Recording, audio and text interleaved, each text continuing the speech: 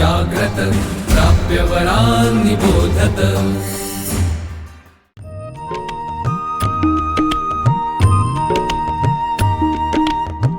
विवेकी अक्षर विवेकी लेखन सुश्राव्य वाचन श्रवणार्थ चरित्रे संस्कारी धीरवीर गाथा रम्य बालकथा अनुभवा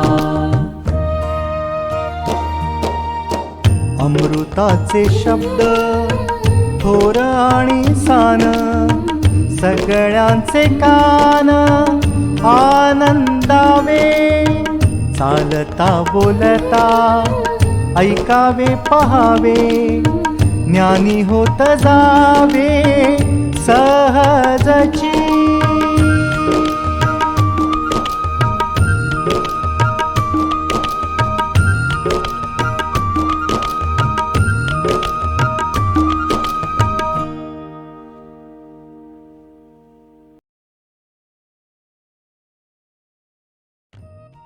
अकरा एप्रिल हा महात्मा ज्योतिबा फुले यांचा जयंती दिन। या दिनाचे औचित्य साधून विवेकानंद केंद्र मराठी प्रकाशन विभाग आपल्यासाठी घेऊन येत आहे ज्योतिबा फुले यांच्या जीवनातील एका अनुकरणीय कथेचं अभिवाचन। देखणी ती पाऊले जी ध्येयपंथे चालती हे पुस्तक लिहिले आहे प्रकाश बोकील यांनी। या पुस्तकातील प्रत्येक कथा ही किशोरवयीन विद्यार्थ्यांना निश्चितच ध्यासपंथाकडे घेऊन जाणारी पथदर्शिकाच आहे। याच पुस्तकातील हा उतारा। महात्मा फुले हे सत्यशोधक होते। माणसामध्ये कोणत्याही प्रकारचे भेद नसावेत या सत्याचे त्यांना आकलन झाले होते। ते सत्य प्रत्यक्षात उतरवण्यासाठी त्यांनी काम केले। अज्ञान हे सर्व दुःखाचे कारण आहे। अज्ञानामुळे अंधविश्वास, अंधरूढी, अनाचार आणि अमानुषतेला रक्तपाणी भिनते याचा अनुभव त्यांना आला होता। म्हणूनच त्यांनी शूद्रातिशूद्रांसाठी शाळा सुरू करण्याचा यशस्वी प्रयत्न केला। उपदेशापेक्षा प्रत्यक्ष उदाहरणाने गोष्टी लवकर होतात, लोक त्याचा स्वीकार करतात या वचनावर ज्योतिबांचा विश्वास होता। समता आणि बंधुता ही मूल्ये महात्मा ज्योतिराव फुले यांच्या चळवळीचे प्राण होते। समाज जीवन ही एक अशी व्यवस्था आहे की ती कायमस्वरूपी निर्दोष राहत नाही।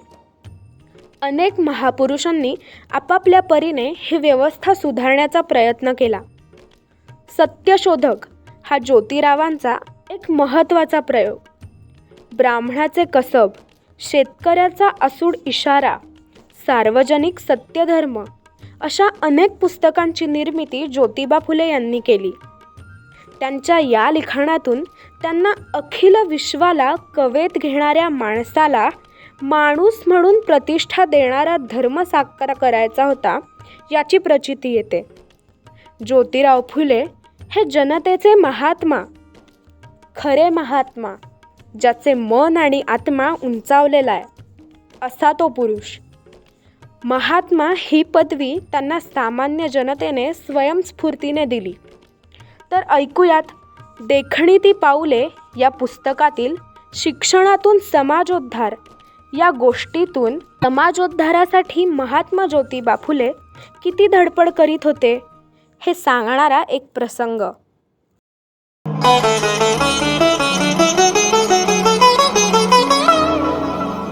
नमस्कार।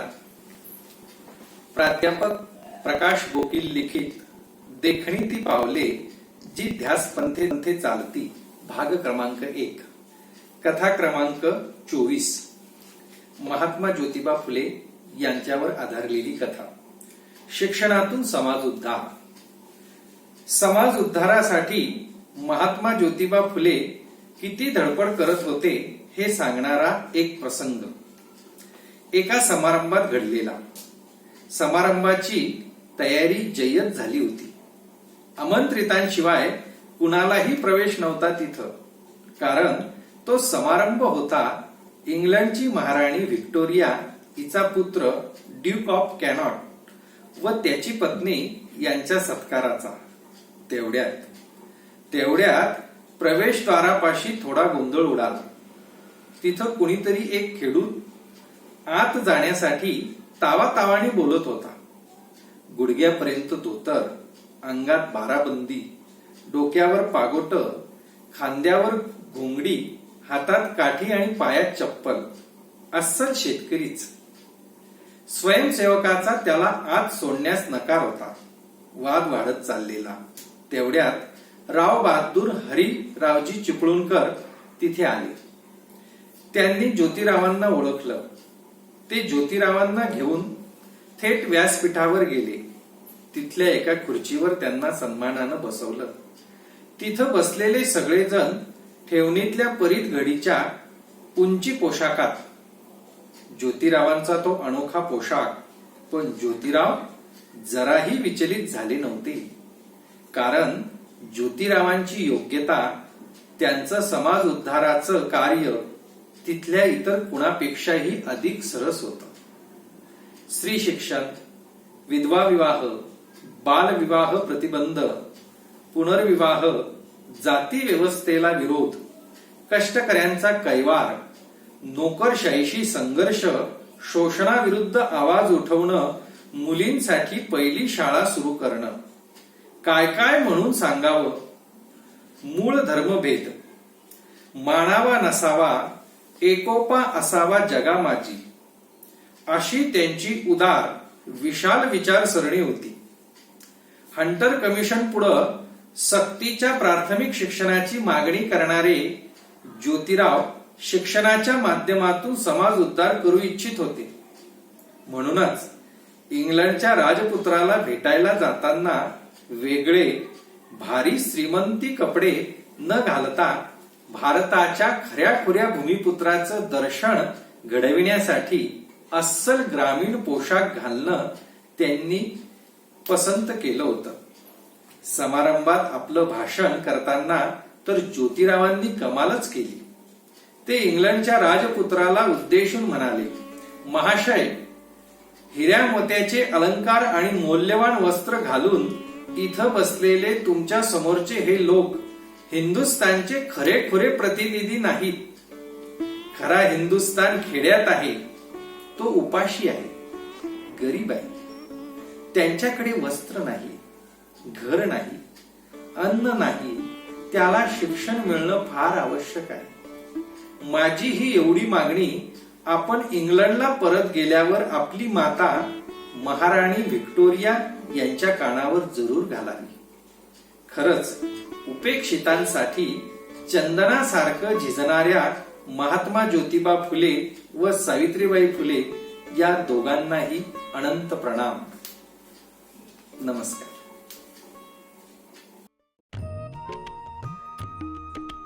विवेकानंद केंद्र मराठी प्रकाशन विभाग म्हणजेच MPRV गेली 35 वर्षे संस्कारक्षम आणि राष्ट्र जागरणपर पुस्तकांच्या प्रकाशन व्यवसायात. 135 हून अधिक पुस्तके, 10 लाखांहून अधिक प्रतींची एकूण विक्री, कार्यकर्त्यांना उपयोगी पडेल अशा माहितीची विवेकशलाका आणि केंद्राच्या देशभरातील कार्याचा परिचय करून देणारी कार्यदर्शिका. संपर्क अश्विनी हाईट्स, पहिला मजला, ग्राहक पेठेजवळ, टिळक रोड, पुणे 30.